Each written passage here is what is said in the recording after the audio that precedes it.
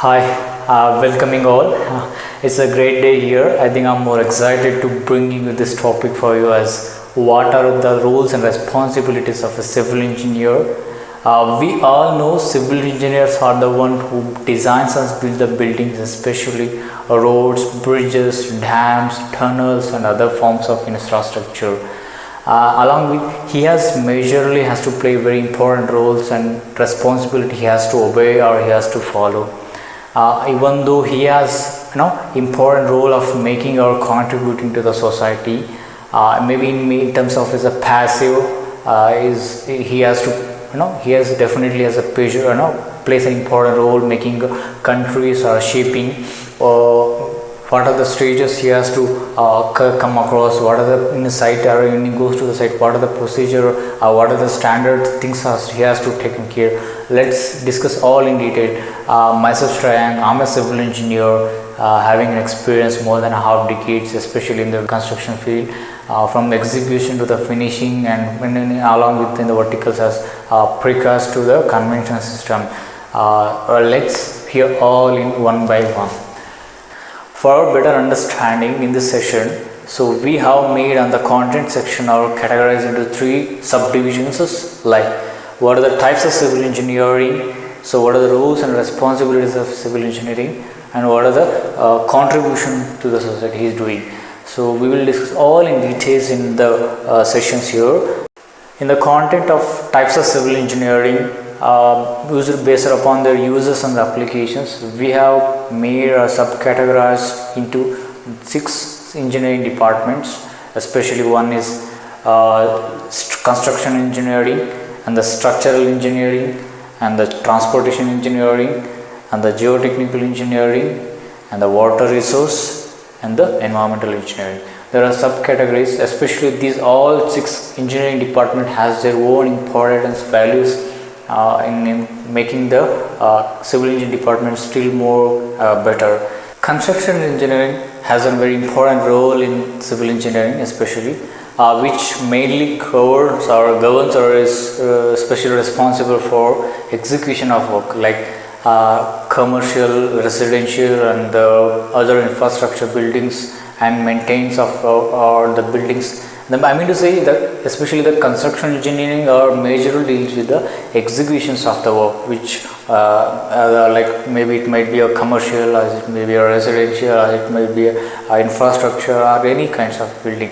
Especially the user based on their applications, this is also plays a very important role as like construction engineering here.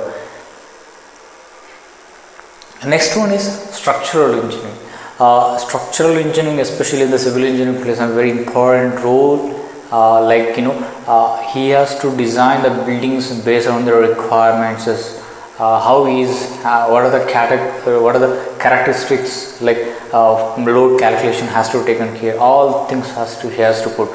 First, majorly he has to do is he has to do the design of structure based on the requirement. I mean to say, whenever there is a requirement from the client, so say I just wanted to build a buildings of G+10, I hit G+10. Accordingly, designer will design the buildings. What are the load calculation has to taken care, maybe a wind load, or maybe in order to analyze the soil characteristics or any other specification as seismic loads or major constructional loads categories are taken into accordance. These are the consideration he has to taken care of. The next is compiling technical aspects. What is like what I right now I said is what are the grades of concrete he has to taken care of, what are the steels as he has to do, where the bending moments and the shear forces as to calculations and live loads and the dead load, all aspects all has to put together in a single file or a single structure. Then he has to analyze the buildings. Then it needs to be produced for the executions. Next is advice of material selection. Yes, while doing once the structural analysis is done, when it's advances for advisors of materials, I mean say what is the grade of concrete he has to take in, what are the grade of steel he has to use, what are the tile we need to use, or maybe he can advise on the particular construction fields as like right now when the designs is complete. So next is inspection of buildings. Yes, this is a part of his life, part of his duty. Why? Because when the design is completed according to his designs, whether the work is getting or going on, his designs or any deviation is going to happen, that all needs to taken care, and he has to monitor on regular intervals. Maybe it might be of visiting the sites or monitoring all the things has to taken care, especially in the inspection of these major four rules of his structural engineering. In the name itself, it suggests as transportation engineering, which majorly deals with the roads, especially airways and the rails, especially the connectivity departments, which majorly deals on planning and the designing and the operations of transportation departments, especially roadways, railways, and waterways, airports, and the maintenance of all the structure which was created by him. Next is geotechnical engineering. Geotechnical engineering is also plays a very important part in civil engineering, which majorly concerns about engineering study of the soil properties. We all know with respect to the geography, the properties of soil varies from one place to another place with respect to the minerals or contents in the soils. So application, if you want to see geotechnical applications, geotechnical engineering application, if you want to see, is especially in the military, in the mining, in the petroleum sections. We are using as a geotechnical engineering over there. Yes. So another category is water resource engineering. So water resource engineering is majorly deals with the study of the hydrologic cycles, which includes design of dams, sewage treatment plants, and the water tanks or water bodies. Usually water resource engineering, which deals with majorly design of dams wherever there is a scarcity of water, so that we can build the dams, we can store the water, and we can use this water for many agricultural purposes instead of wasting the water. So that it should be multi-purpose, because even you can use it the same for thermo stations or electric supply or electric power generations we can use. Along with water resource engineering, which deals with the soil erosion control and the flood protection. If there is any future flood is going to happen, or any soil erosion which will going to happen, all can be predicted earlier in the stage, so that we can understand in the earlier stage we can analyze it, and we can push for, or we can avoid the hazards which comes in the future. This is the majorly the water resource engineering. Last is environmental engineering. Environmental engineering definitely, which has a very important role in maintaining the good cycles, especially keeping the water pure and safe. So which includes study of quantity and quality of water which require for the human beings. Every human being needs the water, so that it needs to be taken care of here. Next is purifications of water, because there are, for drinking waters we need to purify the things, because as it comes from the different sources, it may get dilutes, or it may has the maybe contaminates when it comes when it comes from the origins to the recipient places. Definitely it has the chances of getting contaminated, thus need to be purified. There are different procedures are there. He is taking care of all the procedures, especially as the environmental department or environmental engineer. Next is wastewater collection and the treatment plants. That's what there is a designated place where the treatment plants are made in such a way that raw water can come over then, and has purification processes are taken places. After once the treatment is completed, then it get discharged to the users for the using purposes. Next is control of air pollutions. Because of our construction activities, there may be chances of getting air also get pollutes. That also needs to be avoided, or need to be taken care not to get pollute the air. Next is control of environment and hazards productions. If any hazards which going to affect the environment, definitely adversely returns back to the human also, because we are living in the environment, because the environment should not get pollute or get hazards. These are the predictions works. Definitely as environmental engineer will do the all these basics works. He will going to execute, he will going to assess, or he will be the part of this process. Roles and responsibilities of a civil engineer. Next topic is, so before getting understanding the roles and responsibilities, if we can we can just proudly say these are the basic requirements or ethics every civil engineer should have when you are working on a site. So let's discuss all over in a one list by list. One is he should have the practical knowledge. I mean to say, before starting any activity, you need to understand the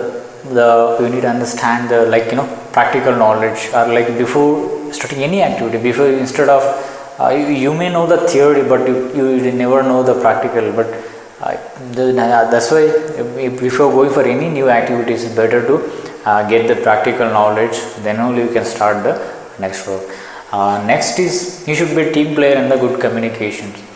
I usually recommend, because whenever you are working in, usually the civil engineers will be in more touch with the contractors and the laborers and the vendors from the various across the country, surveys from the countries, then along with managements and the subordinates.